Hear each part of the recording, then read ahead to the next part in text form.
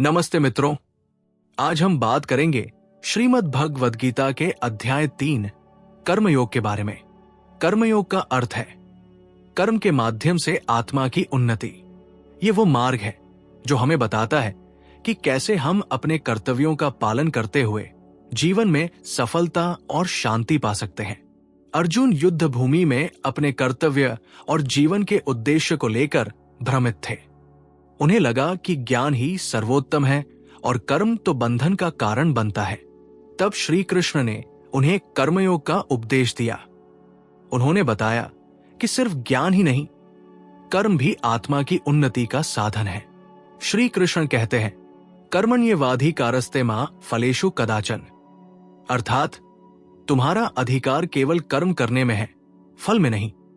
हमारे कर्म का उद्देश्य फल प्राप्ति नहीं होना चाहिए।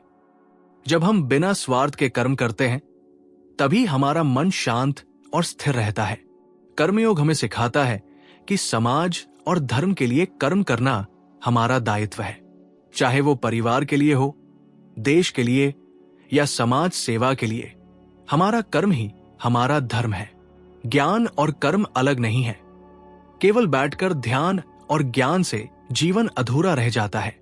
कर्म और ज्ञान मिलकर जीवन को पूर्ण बनाते हैं। कर्मयोगी वही है जो अपने कर्तव्यों का पालन करते हुए जीवन में सच्चाई और ज्ञान की ओर अग्रसर होता है। कर्मयोगी का जीवन संतुलित, समर्पित और शांतिपूर्ण होता है। वह न केवल अपने लिए बल्कि दूसरों के लिए भी कार्य करता है। उसका कर्म निस्वार्थ और समाजोपयोगी होता है। अर्जुन युद्ध भूमि में खड़े थे, मन में शंका और भय।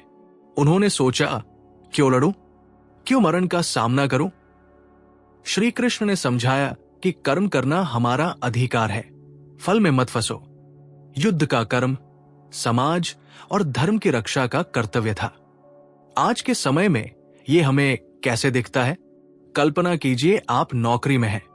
केवल पद और वेतन के लिए काम करना या समाज और लोगों की भलाई के लिए काम करना, दोनों में अंतर है। जब आप निष्काम भाव से काम करते हैं, न केवल आपका मन संतुष्ट होता है बल्कि समाज में भी सकारात्मक परिवर्तन आता है। प्रिय मित्रों, कर्मयोग केवल कर्म करने की कला नहीं, ये जीवन जीने की कला है। जब हम अपने कर्म को पूजा की तरह अपनाते हैं तब जीवन में आनंद, शांति और स्थिरता आती है। याद रखिए, कोई भी कार्य छोटा या बड़ा नहीं होता। जो भी आप करते हैं उसे भक्ति और निष्ठा के साथ करें। मुख्य शिक्षाएं कर्मयोग का सार। प्रथम, निष्काम कर्म, फल की इच्छा छोड़कर कर्म करना। कर्मयोग का सबसे महत्वपूर्ण सिद्धांत है निष्काम कर्म। इसका अर्थ है कि हमें अपने कर्म करते समय फल की इच्छा नहीं रखनी चाहिए। अक्सर हम कर्म इस उम्मीद में करते हैं कि हमें पुरस्कार, मान्यता या सफलता मिलेगी, परंतु ये मानसिकता मन को बेचैन कर देती है, भय और लोभ पैदा करती है और हमें सचमुच की आत्मिक शांति नहीं देती। श्री कृष्ण कहते हैं, कर्मण्येवाधिकारस्ते मा फलेषु कदाचन, हमारा अधिकार केवल कर्म करने में है, फल में नहीं। जब हम निष्काम भाव से कर्म करते हैं तो हमारा मन स्थिर और स्वतंत्र रहता है। जैसे एक नदी लगातार बहती है, वो किसी फल की उम्मीद नहीं करती, बस अपने मार्ग में प्रवाहित होती है। उसी तरह हमारा कर्म भी निरंतर चलता रहे, फल की चिंता किए बिना। द्वितीय, कर्तव्य का पालन, समाज और धर्म के लिए कर्म करना। कर्मयोग हमें यह भी सिखाता है कि हम केवल अपने लिए नहीं बल्कि समाज और धर्म के लिए कर्म करें। जीवन में प्रत्येक व्यक्ति के पास कुछ कर्तव्य होते हैं, परिवार के प्रति, समाज के प्रति, देश के प्रति। यदि हम इन कर्तव्यों का पालन नहीं करते तो जीवन में असंतुलन और दुख उत्पन्न होता है। कर्तव्य का पालन केवल बाहरी कर्म नहीं बल्कि आंतरिक जिम्मेदारी और निष्ठा भी है। उदाहरण के लिए, एक शिक्षक केवल पाठ पढ़ाता नहीं बल्कि छात्रों के जीवन में मार्गदर्शन करता है। उसका कर्म निस्वार्थ होता है और उसका फल केवल शिक्षा देने में ही नहीं बल्कि समाज के निर्माण में भी मिलता है। तृतीय, कर्म और ज्ञान का संबंध।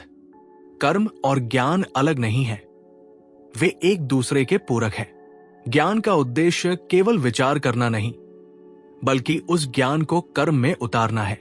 केवल ध्यान और ज्ञान से आत्मा का विकास अधूरा रहता है। कर्मयोगी वह नहीं जो केवल बैठकर ध्यान करता है, बल्कि वह है जो ज्ञान को कर्म में बदलता है।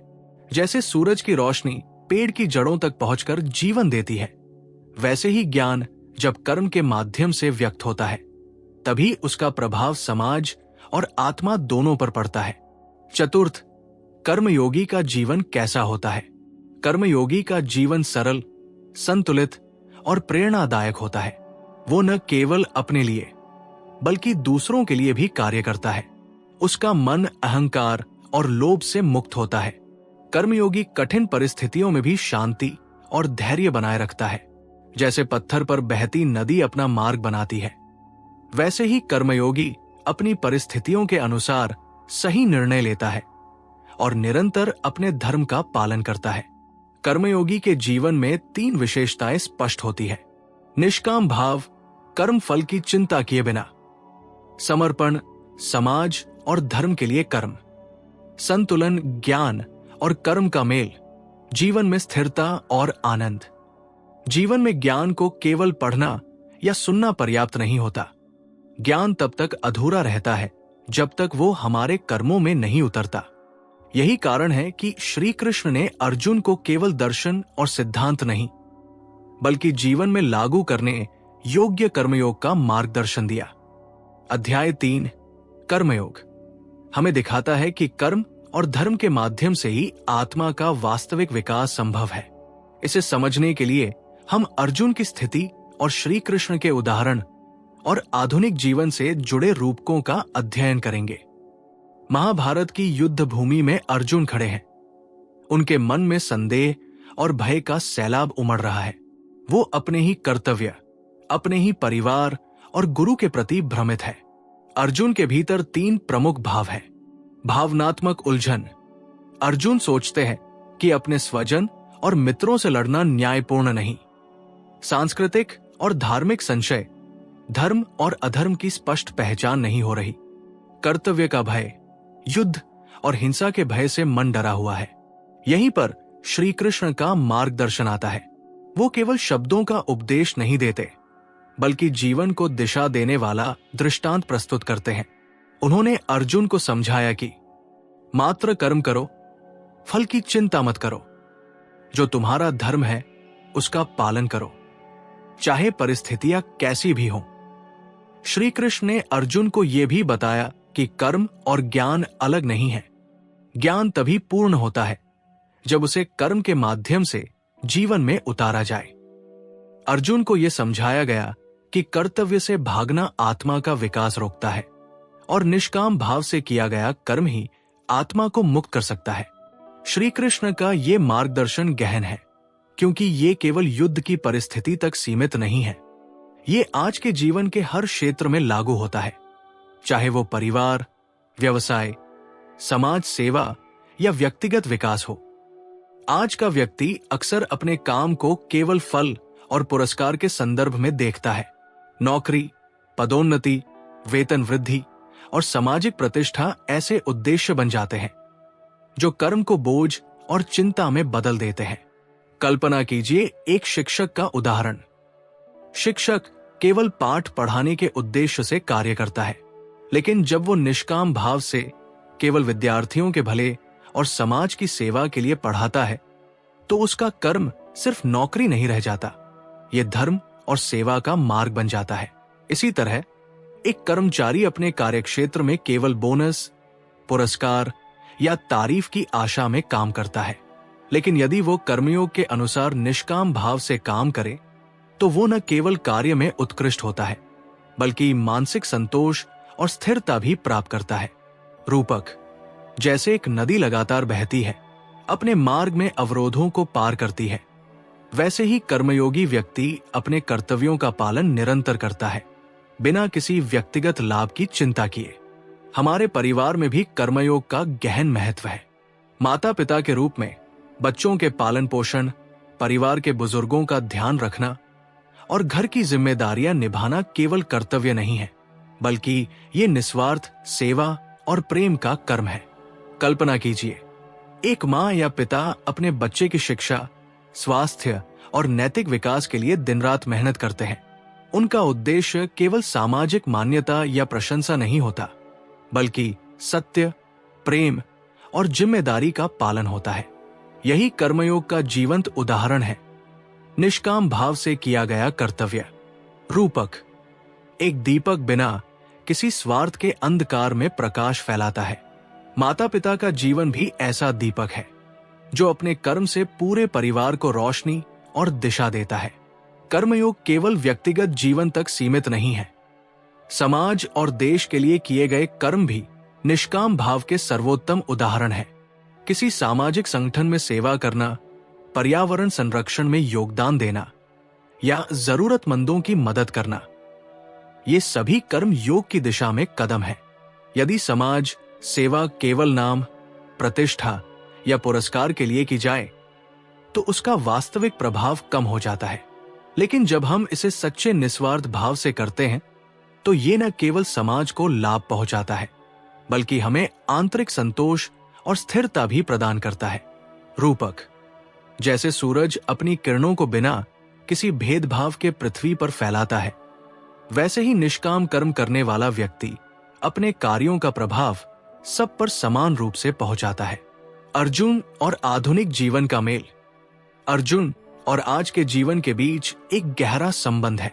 अर्जुन युद्ध के बीच भ्रमित था, वही आज के लोग अपने कर्म, जिम्मेदारियां और सामाजिक दबाव के बीच उलझन में रहते हैं। अर्जुन ने भय और संदेह के कारण कर्तव्य से भागने की सोची। आज का व्यक्ति आर्थिक सुरक्षा, सामाजिक दबाव और व्यक्तिगत आकांक्षाओं के कारण अपने कर्तव्यों से भटक सकता है। श्री कृष्ण का संदेश आज भी उतना ही महत्वपूर्ण है। कर्तव्य का पालन करो, निष्काम भाव से कर्म करो, फल की चिंता मत करो। यदि हम इसे अपने जीवन में लागू करें, नौकरी में निष्काम भाव से कार्य करें, केवल परिणाम की चिंता किए बिना, परिवार में प्रेम और सेवा भाव से अपने कर्तव्यों का पालन करें, समाज सेवा में निस्वार्थ भाव से योगदान दें, तो हमारा जीवन न केवल सफल होगा, बल्कि आत्मिक शांति, संतोष और स्थिरता भी प्राप्त होगी। प्रिय मित्रों, अर्जुन और श्री कृष्ण का संवाद केवल एक युद्ध की कथा नहीं है। ये हर उस व्यक्ति के लिए मार्गदर्शन है जो जीवन में स्थिरता, संतोष और उद्देश्य चाहता है। जब आप अपने कर्मों को निस्वार्थ भाव से करते हैं, तो आप मन की शांति और आत्मिक शक्ति प्राप्त करते हैं। जब आप अपने कर्तव्यों का पालन धर्म और समाज की भलाई के लिए करते हैं, तो आप जीवन में स्थिरता और संतुलन पा सकते हैं। और जब आप ज्ञान और कर्म को जोड़कर जीवन जीते हैं, तो आप केवल अपने लिए नहीं, बल्कि समाज के लिए भी प्रेरणा का स्रोत बनते हैं। अर्जुन की भांति हम सभी कभी कभी अपने कर्मों और कर्तव्यों को लेकर भ्रमित होते हैं, लेकिन श्री कृष्ण का मार्गदर्शन हमें याद दिलाता है कि कर्तव्य से भागना समाधान नहीं है। कर्मयोग ही जीवन का सर्वोत्तम मार्ग है। प्रिय मित्रों, आज हम एक ऐसे विषय पर चर्चा करेंगे जो केवल ज्ञान से नहीं, बल्कि भावनाओं और आत्मीय अनुभूति से जुड़ा है। यह विषय है भावनात्मक स्पर्श, वो शक्ति जो हमें केवल समझ नहीं देती, बल्कि दिल से जोड़ती है, हमारे कर्मों को प्रेरणा देती है और जीवन में स्थिरता और शांति लाती है। जीवन में हम अक्सर केवल तर्क और ज्ञान के आधार पर निर्णय लेने की कोशिश करते हैं, लेकिन क्या यही पर्याप्त है? जब हमारे अंदर डर, संदेह, चिंता और आलस्य उत्पन्न हो, तब केवल तर्क काम नहीं आता। ऐसे समय में हमें चाहिए भावनात्मक मार्गदर्शन, ऐसा स्वर जो हमारे हृदय को छू सके, जो हमें प्रेरित करे और हमारे कर्मों में उत्साह और निष्ठा भर दे। श्रीमद् भगवद गीता में यही संदेश हमें मिलता है। अर्जुन जब कुरुक्षेत्र में भ्रमित और भयभीत थे, तब श्री कृष्ण ने केवल ज्ञान नहीं दिया, बल्कि भावनात्मक जुड़ाव और प्रेमपूर्ण मार्गदर्शन दिया। उन्होंने अर्जुन के भय, उलझन और मोह को समझा और उसे धीरे धीरे कर्तव्य और कर्मयोग की ओर प्रेरित किया। श्लोक: कर्मण्येवाधिकारस्ते मा फलेषु कदाचन। ये श्लोक केवल तर्क नहीं देता, ये मन को स्थिर करने वाला, आत्मा को जागृत करने वाला संदेश है। जब हम अपने कर्म को निष्काम भाव से करते हैं तो हमारे मन में भय नहीं रहता, चिंता नहीं रहती। ये भावनात्मक स्पर्श है, मन की उलझनों को शांत करने वाला एक दीपक। अर्जुन, जो महान योद्धा और धर्मनिष्ठ व्यक्ति थे, युद्ध के समय अपने ही संबंधियों, गुरुओं और मित्रों से लड़ने के विचार से विचलित थे। उनका मन भय और संदेह से भर गया था। उन्होंने सोचा, क्या यह सही है? क्या ये न्याय संगत है? ये स्थिति हमें आज के जीवन में हर व्यक्ति के भीतर दिखाई देती है। हम अपने कार्यों और जिम्मेदारियों को लेकर भ्रमित हो जाते हैं। कभी नौकरी में लक्ष्य को लेकर डर लगता है, कभी परिवार में कर्तव्यों के बोझ से मन विचलित होता है। श्री कृष्ण ने अर्जुन को इस भ्रम से बाहर निकालने के लिए शांत, प्रेमपूर्ण और प्रेरक स्वर का उपयोग किया।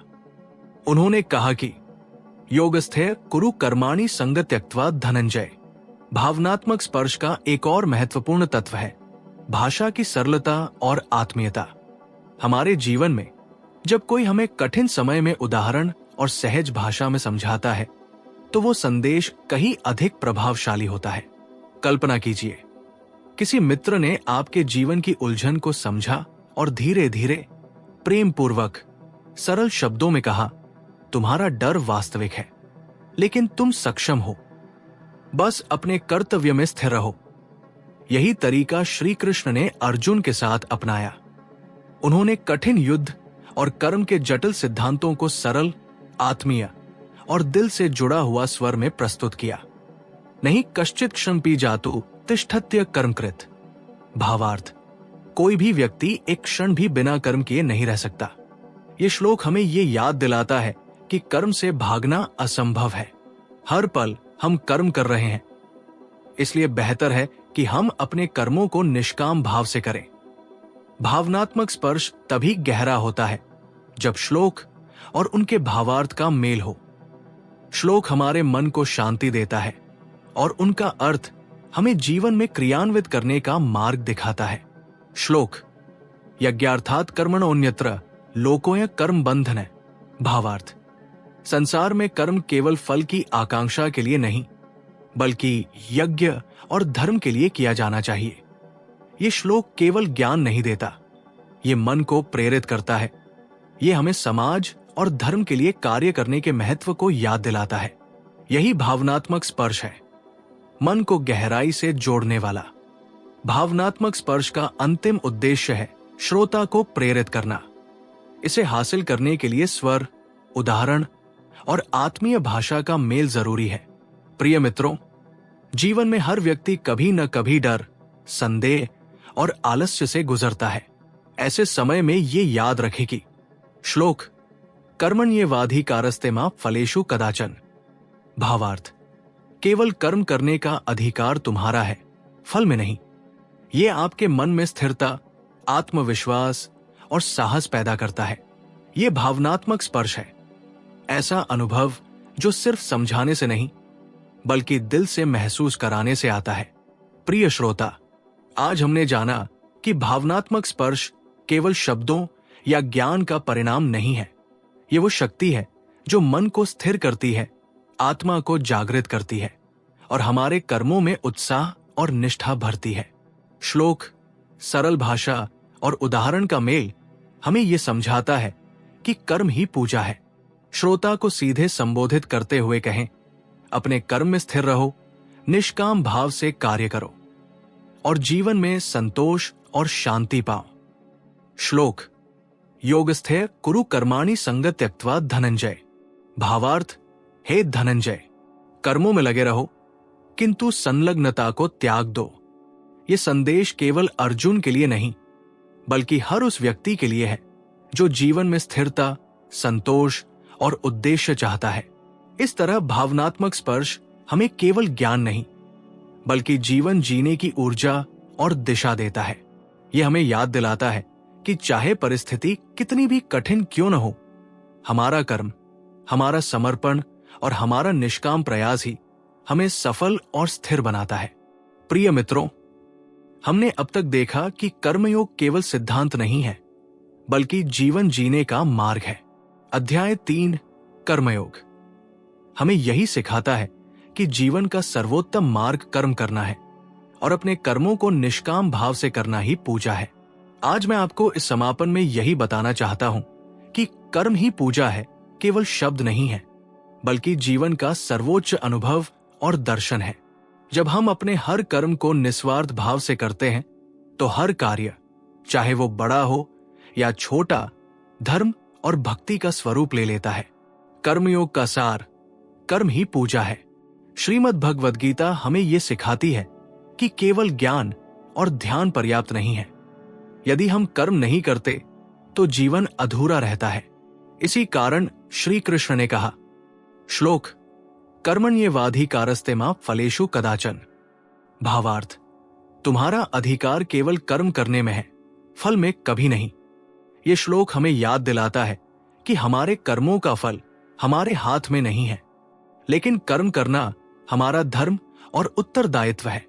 यही कारण है कि कर्म ही पूजा है, क्योंकि जब हम निष्काम भाव से कर्म करते हैं तब हमारा मन, हृदय और आत्मा सभी एकाकार हो जाते हैं। कल्पना कीजिए, आप अपने जीवन में किसी भी कार्य को पूरी निष्ठा और समर्पण से कर रहे हैं, चाहे वो नौकरी में एक छोटा काम हो, परिवार की सेवा हो या समाज के लिए किया गया योगदान। जब आप इसे भक्ति और प्रेम के साथ करते हैं तो वही कर्म आपके लिए और दूसरों के लिए पूजा बन जाता है। रूपक, जैसे जल बिना किसी स्वार्थ के पौधों को जीवन देता है, वैसे ही निष्काम कर्म हमारी आत्मा और समाज को जीवन देता है। व्यक्तिगत जीवन में कर्मयोग का अर्थ है अपने कर्तव्यों का पालन करना, भले ही परिस्थितियां कठिन हो। नौकरी में यदि आप केवल पद और वेतन के लिए काम करते हैं तो तनाव, चिंता और असंतोष बढ़ता है। लेकिन यदि आप अपने कार्य को निस्वार्थ भाव से केवल कर्तव्य और समाज की भलाई के लिए करें तो हर कार्य संतोष और आनंद देने लगता है। श्लोक नहीं कश्चित् क्षणपि जातु तिष्ठत्य कर्मकृत। भावार्थ, कोई भी व्यक्ति एक क्षण भी बिना कर्म किए नहीं रह सकता। इसका अर्थ है कि हम हर समय कर्म कर रहे हैं, इसलिए बेहतर है कि हम सही दिशा और निष्काम भाव में कर्म करें। यही व्यक्तिगत जीवन में स्थिरता और मानसिक संतोष का मार्ग है। कर्मयोग केवल व्यक्तिगत लाभ तक सीमित नहीं है, ये हमारे परिवार और समाज के लिए भी महत्वपूर्ण है। परिवार, माता पिता, भाई बहन और बच्चों के प्रति की जाने वाली निस्वार्थ सेवा, ये केवल जिम्मेदारी नहीं बल्कि भक्ति का रूप है। समाज सेवा, जरूरतमंदों की मदद करना, पर्यावरण की रक्षा करना या समाज में सकारात्मक बदलाव लाना, ये सभी कर्मयोग के जीवंत उदाहरण हैं। रूपक, दीपक बिना स्वार्थ के अंधकार में प्रकाश फैलाता है। इसी तरह निष्काम कर्म करने वाला व्यक्ति अपने कर्मों से समाज और अपने हृदय में रोशनी फैलाता है। प्रिय मित्रों, अब मैं सीधे आपसे कहना चाहता हूं, आपका जीवन आपके कर्मों से निर्मित होता है। अपने कर्मों में स्थिर रहिए, कर्मों को निस्वार्थ भाव से कीजिए, अपने कर्मों को पूजा के रूप में देखिए। श्लोक यज्ञार्थात् कर्मणोऽन्यत्र लोकोय कर्म बंधन। भावार्थ, संसार में कर्म केवल फल की इच्छा के लिए नहीं बल्कि यज्ञ और धर्म के लिए किए जाने चाहिए। जब आप ये सिद्धांत अपनाएंगे तो आपके जीवन में संतोष, शांति, स्थिरता और आत्मिक उन्नति आएगी। आप केवल अपने लिए नहीं बल्कि समाज और देश के लिए भी प्रेरणा बनेंगे। सार और अंतिम संदेश। अंततः कर्मयोग का सार यही है, कर्म ही पूजा है। निष्काम भाव से किए गए कर्म हमें भय, चिंता और अहंकार से मुक्त करते हैं। कर्मयोग हमें व्यक्तिगत जीवन, परिवार और समाज में स्थिरता और संतोष प्रदान करता है। जीवन में सफलता, आनंद और आध्यात्मिक उन्नति केवल कर्म और समर्पण के माध्यम से संभव है। प्रिय मित्रों, मैं आपसे आग्रह करता हूं, अपने जीवन में कर्मयोग अपनाइए। हर कार्य, चाहे बड़ा हो या छोटा, उसे पूजा की भांति निष्काम और निष्ठा के साथ कीजिए। यही जीवन का सर्वोत्तम मार्ग है, यही वास्तविक शांति और आनंद का स्रोत है। अंतिम श्लोक। कर्मण्येवाधिकारस्ते मा फलेषु कदाचन। भावार्थ, केवल कर्म करने का अधिकार तुम्हारा है, फल की चिंता मत करो। याद रखिए मित्रों, जीवन में स्थिरता, संतोष और आत्मिक शक्ति केवल कर्मयोग से ही प्राप्त होती है। आपका हर कर्म यदि निस्वार्थ भाव से और धर्म के अनुरूप किया जाए तो वो पूजा बन जाता है। इसलिए अपने जीवन में कर्मयोग अपनाइए और हर क्षण को धर्म, भक्ति और समर्पण के साथ जिए। तो आइए हम सब मिलकर अपने जीवन में कर्मयोग को अपनाएं और हर कर्म को साधना बनाएं। कर्म करो, फल की चिंता मत करो। यही जीवन का सर्वोत्तम मार्ग है।